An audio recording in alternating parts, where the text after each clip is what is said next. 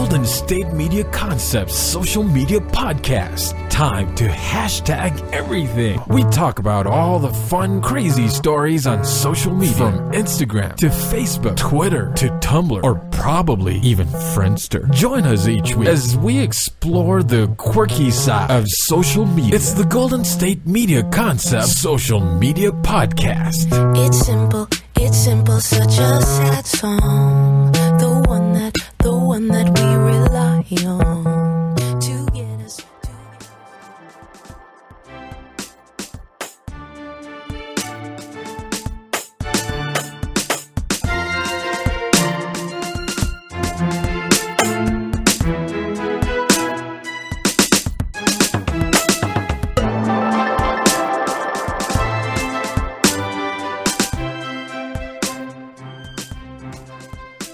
Hello and welcome to the GSMC Social Media News Podcast, brought to you by the GSMC Podcast Network. I am your host, Heidi, and today I just want to say there are some events in our history, in our world, in our country that just keep on giving to social media. And if I'm speaking specifically of the United States, this event for me has been the Super Bowl. Because never in my wildest dreams did I imagine that an event where people run into each other and then throw like a football and like run up and down a field continuously at very small increments and then stop and then run and then stop and then tackle each other. Never did I think an event like that would be so interesting on social media. Because if you're into the sport, it could be interesting while watching it. If you're into the commercials, that of course will be interesting, and there's a halftime show. So as a spectator, yes, I thought perhaps I would enjoy it. Which I kind of did. But I have been so intrigued by the social media windstorm that has come, and I promise you this is my last social media story about the Super Bowl. But this one really hits home for me, because it is about a character, really just someone who has been so influential in my life, and that is Spongebob. I was probably raised by Spongebob. I spent so much of my childhood watching TV. I continually quote Spongebob, and I really connect to people who also quote Spongebob. I don't know, it has a special place in my heart. Especially on the internet. I feel like the internet really loves Spongebob, and that has created so many memes and so much conversation. And so I was just thrilled to see that the Super Bowl was bringing in SpongeBob, and that would all just coalesce into this excellent amount of social media news that I just get to comb over and read. And there have been some memes, there have been some Twitter reactions. There are my own feelings of disappointment generally. So I'm excited to talk about this, needless to say. This story particularly, there's the Super Bowl. I'm particularly talking about the halftime show in this story. So let me just provide some background.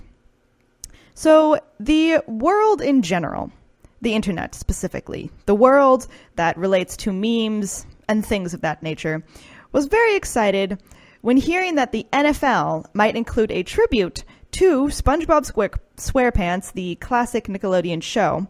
And this is all in response to a petition. The internet was very excited by this. Fans wanted a rendition that is basically, there's a SpongeBob episode where they go to the Bikini Bottom Bubble Bowl and Squidward leads a band to perform during the halftime show. There was going to be a rendition of this performance, supposedly, oh gosh, that's a rough word, apparently, during the Super Bowl halftime show. The most recent one, which has passed. Of course, we had Adam Levine and the much controversy that surrounded his whole performance and, all of that. But fans were excited because there was the possibility of having a rendition of the SpongeBob song at this event. And I was excited. I had heard about the petition. I didn't think it was real. But apparently, after the death of the series creator Steven Hillenburg, which he passed away on November 26, 2018, a petition on change.org was created, which requested that the NFL pay tribute to him by playing Sweet Victory during the halftime show of the Super Bowl. The Sweet Victory song is what the characters in SpongeBob perform on the particular episode in which they kind of go to the Super Bowl, except in their version it's the Bubble Bowl, but whatever. This petition received over 1.1 million signatures, which is crazy. And on December 12th, 2018, the host stadium for the Super Bowl posted a scene from the episode on their official Twitter account from the Spongebob episode, and that hinted that there was a potential this could be performed at the Super Bowl. You know, maybe the petition had been a success. So then there was the headlining act, Maroon 5, and they also released a teaser video featuring a second SpongeBob clip, which of course furthered the speculation. Everyone was excited. I thought, we've done it. We finally made it. SpongeBob is making it to the Super Bowl. Not just the Bubble Bowl, but nationwide. A bigger audience. I was excited. It's a big deal for the Sponge. You know, big audience. Not that he doesn't already have a big audience, but you know, a different type of crowd. Anyway, fans were really ready to see SpongeBob just go through his rendition of Sweet Victory. But that's not exactly what happened. Instead, fans kind of got a lot of Adam Levine and fire, sort of, like in a meteor, and 10 seconds of Bikini Bottom.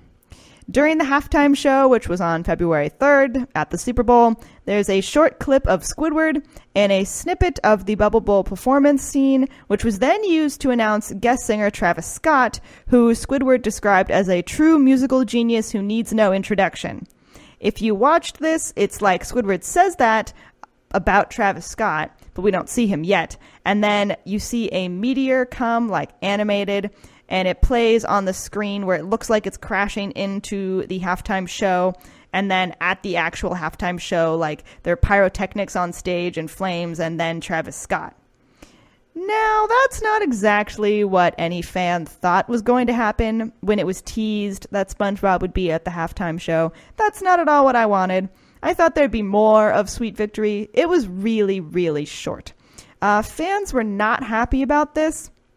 And I would say, as occurs when events, you know, take place and often disappoint us, memes have resulted. I have enjoyed them. One of them that I saw was quite enjoyable. This is just for the SpongeBob fans out there. It's just a picture of SpongeBob, and it's the classic line, "You used me for land development?"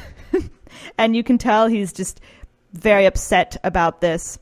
And then someone posted that meme, and then their comment was, "Current mood after they had SpongeBob in the halftime show, but didn't even play Sweet Victory." Yes, I agree. I am very disappointed. I thought for sure it would be better. I saw another meme, and it is a picture from an episode, and it's a gravestone with flowers in front of it. And on the gravestone, it is inscribed, "Here lies Squidward's hopes and dreams." Oh, so true. And then the comment on this particular meme, someone posted, it said, "Y'all really did SpongeBob dirty." With the little emoji of the skull. Oh, poor SpongeBob. I thought there was a chance. There was actually, after the whole Super Bowl thing and people were disappointed, there was a video that came out for a hockey team where they actually edited in, like, I guess they did in post some sort of edit where it was the performance of Sweet Victory by SpongeBob and Squidward and the whole gang. They took that and they edited it so that they were wearing uniforms of the team's colors, this particular hockey team, and then they performed it and they made it look like it was part of a halftime show for a hockey game. That was pretty funny.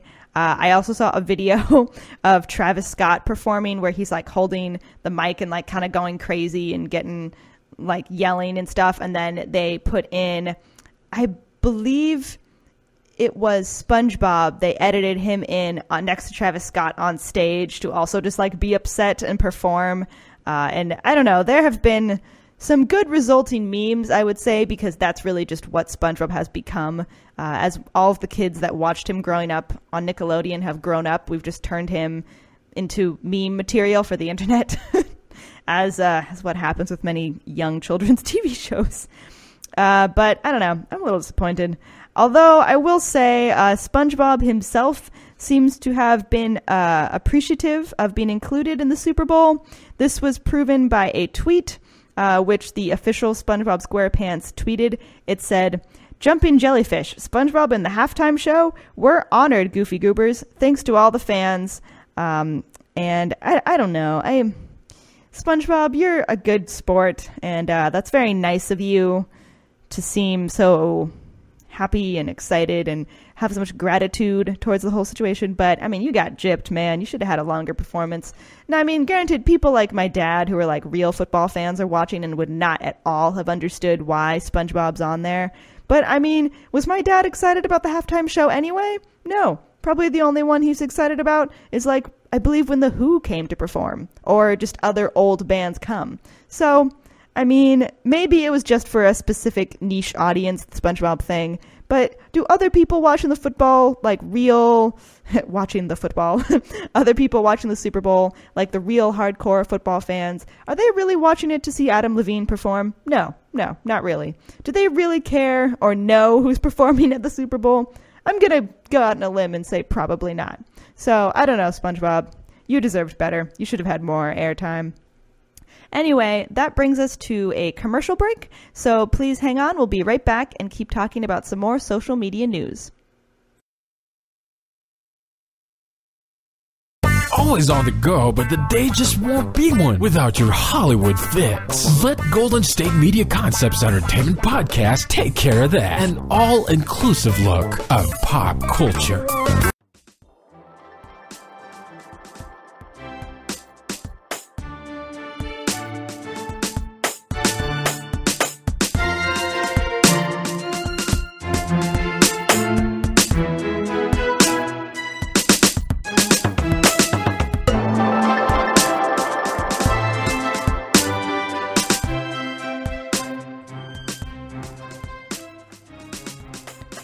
Welcome back to the Social Media News Podcast. We are continuing to share some social media news stories.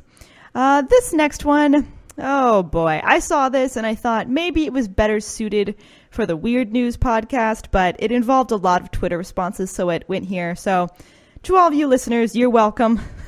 This is a very strange and weird news social media topic. It's bizarre to me. This is about Universal Studios, and they have a new character that is at their theme park. And you know when you go to theme parks like Disneyland or Universal or, I don't know, other ones that I can't think of right now, you get people in costume, like, like Goofy and Minnie walking around, and all the different characters who greet you and take pictures with kids and sign autographs. I mean, they're everywhere, even like Chuck E. Cheese, where you get like the creepy mouse who talks to you when you're trying to eat your pizza in peace. You know, that type of situation. Well, Universal Studios has them too. And they have the Trolls, because Universal Studios makes the Trolls movies.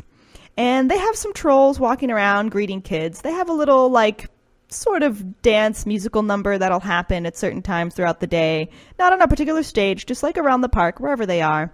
And they have introduced a new troll to their lineup. This troll is Guy Diamond, who is a troll from, of course, the Trolls animated movie. And I have not seen the Trolls movie, but in the movie, Guy Diamond does not wear any clothes. Yeah, I'm just going to put that out there. He's a naked troll, and I just don't like thinking about that. I'm not going to take my kids to see that. But this troll, particularly, in the way they made the costume, has a very well-defined bare bottom. And not only that, but Guy Diamond also kind of farts at guests. But when he farts, he sort of fires off glitter, which is a whole nother level of just disturbing. Like, I really can't think of a better word for it. I don't understand what children's movies are coming to if this is the entertainment. I mean, come on, Universal. You can't compete with Pixar. I mean, like Toy Story, that's just a whole different level of heartwarming. Your way to combat that was to make, like, a glitter farting troll. Like, really? That's what you have? I'm just so disappointed. Anyway, Guy Diamond joined the other trolls, Branch and Poppy, at their meet and greets in the park. And Branch and Poppy, by the way, are fully clothed, which goes with the movie because I believe Guy Diamond is the only one who is not dressed at all. I mean, I haven't seen the movie again, but that's what it looks like. And they definitely made that character come to life in a very creepy way. Anyway, the trio of trolls, they do a little dance for guests. And then at the end of the dance, Guy Diamond farts out glitter, which is, I just can't imagine. I don't know why. I don't know why you would do that. Why do you subject children to that? They have to watch it. Oh God, I wouldn't want to. I don't want an autograph from that troll afterwards. The theme park's website has shown the guests. Have shown the trolls meeting with guests. Apparently this takes place like 6 times a day. It's at the Kid Zone in Universal Studios in Florida. And naturally, people on social media had some thoughts about the whole troll glitter naked situation. One person wrote, "I vote for Universal glitter farting trolls for the halftime show next year." Oh man, SpongeBob's better. I mean, they gypped SpongeBob. I mean, if they gave the trolls a whole musical number, I'd be real pissed. Another one says, "Thank you at Universal for squashing what was a growing desire to visit your parks again. I love your Harry Potter spaces, but there's no way you're getting a dime of my family's hard-earned money if you think a naked glitter farting troll roaming about is acceptable." Yeah, I agree. I'm not going to pay for that. I particularly like this comment. So in response to the news about the glitter farting troll, someone responded, "Imagine getting a BFA in musical theater to fart glitter." Yeah, I hear you, man. That's terrible. Another one said, "I hate the troll that farts glitter, but I appreciate Universal for making me feel something again." I don't know what you're feeling. Just the terrible potential indigestion that this troll probably has, or just disgust, or just disappointment. I don't know. I don't know what you're feeling. Whoever this person was who tweeted it, but I'm good for you for having your heart awoken again or something. Another one. "I'm very uncomfortable with how sculpted his butt is." That is really true. The troll, like the costume, you can tell there's a mechanism inside the butt part of the costume that farts the glitter, which is disturbing because it's kind of, you can sort of see that there's like a hole where the glitter comes out of. It's very weird. And I guess I actually connect with this person who said, "I appreciate Universal for making me feel something again," because now that I'm thinking about it, when I watched this video, I did feel something. It was great disturbance. That's what I felt. I was very upset. So yes, I guess I did feel something, but not what I wanted. Anyway, I agree with this person. I am very uncomfortable with how sculpted this troll's butt is. This next person who responded was, I guess, in the same line as the previous tweet, and this person said, "A lot of discussion about the glitter fart, but not enough discussion about the fact that there's a walk-around character with its whole with its whole butt out." Yeah, I agree. I mean, they said a different word than butt, which I caught myself from saying, but yeah, no, I can't even. Let me also clarify, if there are parents out there listening who are considering going to Universal, the troll costume is what I would assume is similar to the movie, and where, in terms of things on the body that you can see when not wearing clothes, it's really only a butt. You don't see anything else, any other parts, really. So you wouldn't have to worry about that, unless, you know, like when you get children's dolls, and if they're like undressed, there's just nothing there. It's just like that, really. I mean, still, I don't think that's right to just have a troll that's just butt naked, literally, just walking around your park. It's very bizarre. I'm honestly disturbed by it. But, you know, whatever, Universal. There was also one that I really loved, and someone tweeted a picture. And they took a picture of after the trolls performed, and they left a little area where they did their little dance and then the glitter fart. And it's a picture of 2 guys with brooms that work for the park just sweeping up the glitter. And of course they just captioned it, "The glitter fart cleanup." Oh, why? I don't know. I feel like if anything, if social media has just taught me anything, it's that there are so many things out there that exist and that are real that I just kind of wish weren't. I'm just disturbed. I don't know how else to say that. There's so many things out there that just disturb me, particularly this story. And I can't imagine. I don't know. God, whatever. I'm scared about it. If you want to go to Universal and you want to go see the Trolls, go for it. Live your life. I'm not going to stop you. I will not be there. They will not be getting my money. Okay. We're moving on to the next story, and this is about the Queen, and it's about the Queen's Twitter specifically. And really the question that a lot of people on social media have been asking is, has the Royal Highness's Twitter account been hacked? Reasons people are wondering this. I mean, fans and just followers in general of the English family are wondering this because the royal family's official Twitter account has been posting some interesting, almost like philosophical, like borderline, like kind of trippy questions. Some of the questions actually are about fungi, which is weird, just to give you a taste of the strangeness that is being tweeted about. So this tweet, the British royal family has a Twitter account, and they have been posting, tweeting. They tweeted one thing that said, by what physiological peculiarities do fungi differ from other plants? Just that. Which is bizarre because I don't know. I would imagine that the royal family might be tweeting about happenings going on at the castle, like different public events or charity things or whatnot. I mean, I don't know. I'm not British. I'm not part of the royal family. I don't know what they do, but I would imagine they would post things like that, or like about someone's birthday, or something like that. But no, about fungi. Another one says, how many redundant letters are there in the English alphabet? What would be the ideal of a perfect alphabet, and how far does the English alphabet fall short of that ideal? Wow, so philosophical. What deep questions that I have really never asked. I don't know. Anyway, when you see tweets like that coming from the royal family, people have really been wondering, what's going on? The Twitter account for the royal family has 3.8 million followers, which that's a lot of people. And really, a lot of people started wondering if the Twitter had been hacked, or I don't know, if there was just some other hypothesis. Not sure what was going on.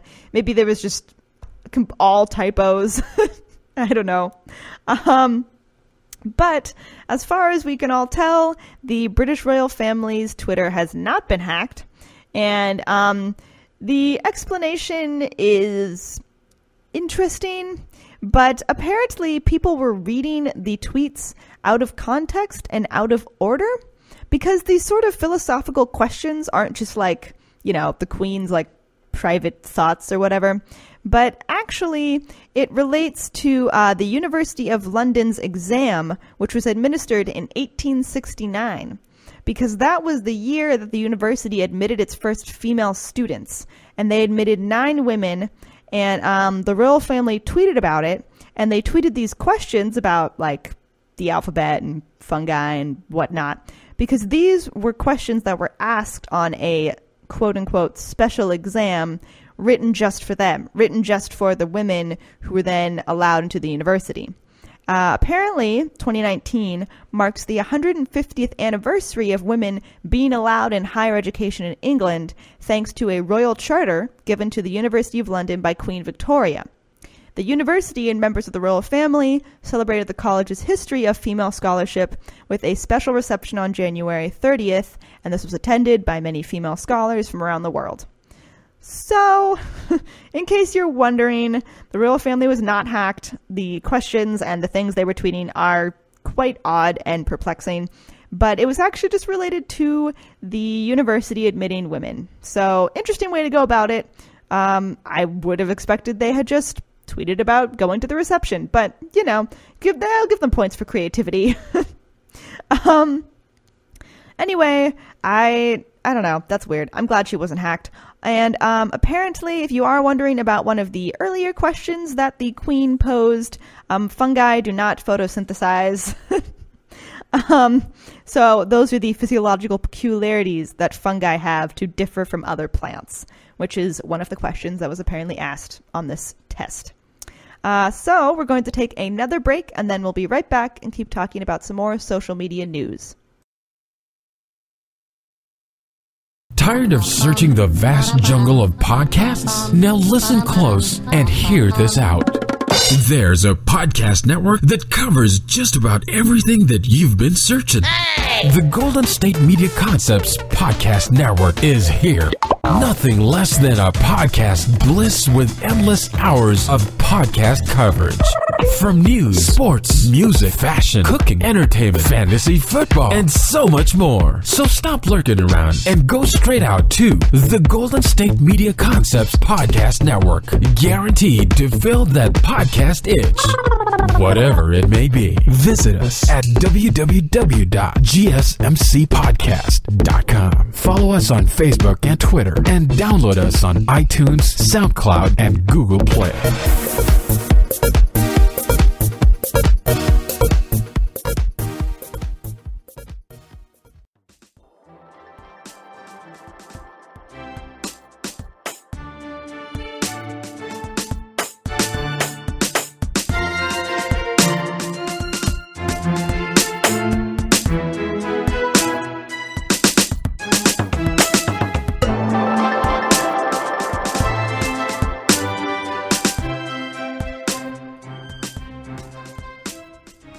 Welcome back to the GSMC Social Media News Podcast. We are continuing to share some social media news stories. This next one is about a 6-year-old girl who became an honorary police officer. So this occurred in Texas, and this girl had an incurable form of cancer, and she said that she had dreamed of becoming a police officer. So the Freeport Police Department decided to make her an honorary officer for the day.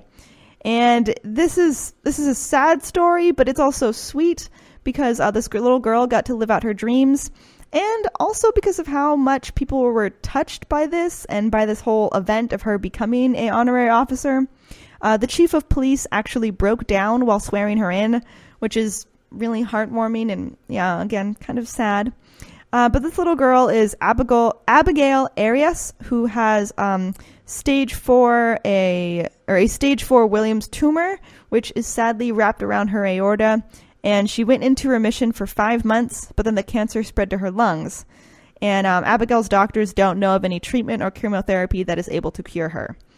Naturally, her father, Ruben, has said that they were devastated by it, and her mom said that it is the greatest struggle, and that they are saying, you know, that they're very concerned, obviously, and they're having to deal with it, and they're not exactly sure how. But they're trying to say no to fear, which is good. Her dad said that they are strong in their faith, and they believe in God, and the doctors can say what they say medically, but we know that God is one and that he has her destiny in his hands.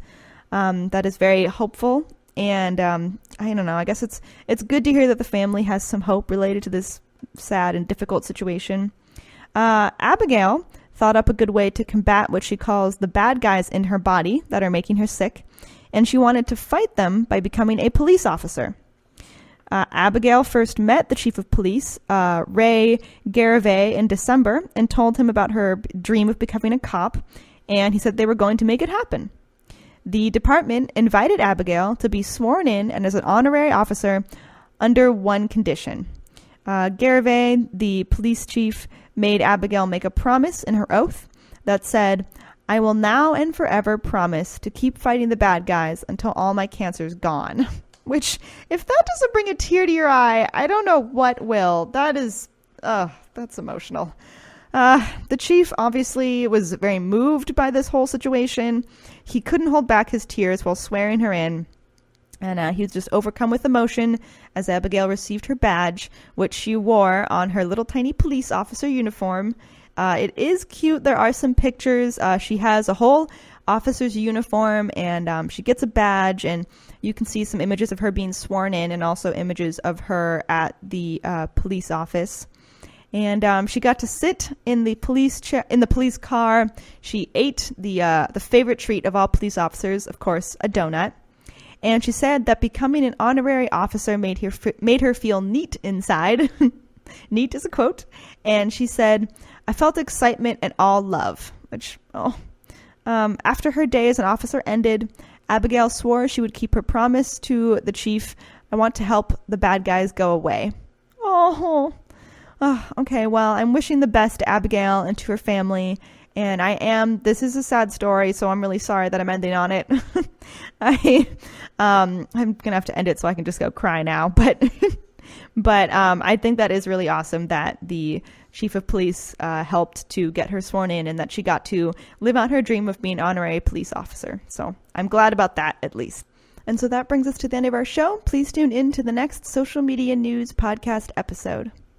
You've been listening to the Golden State Media Concepts Social Media Podcast, part of the Golden State Media Concepts Podcast Network. You can find this show and others like it at www.gsmcpodcast.com. Download our podcast on iTunes, Stitcher, SoundCloud, and Google Play. Just type in GSMC to find all the shows from the Golden State Media Concepts Podcast Network, from movies to music, from sports to entertainment, and even weird news. You can also follow us on Twitter and on Facebook.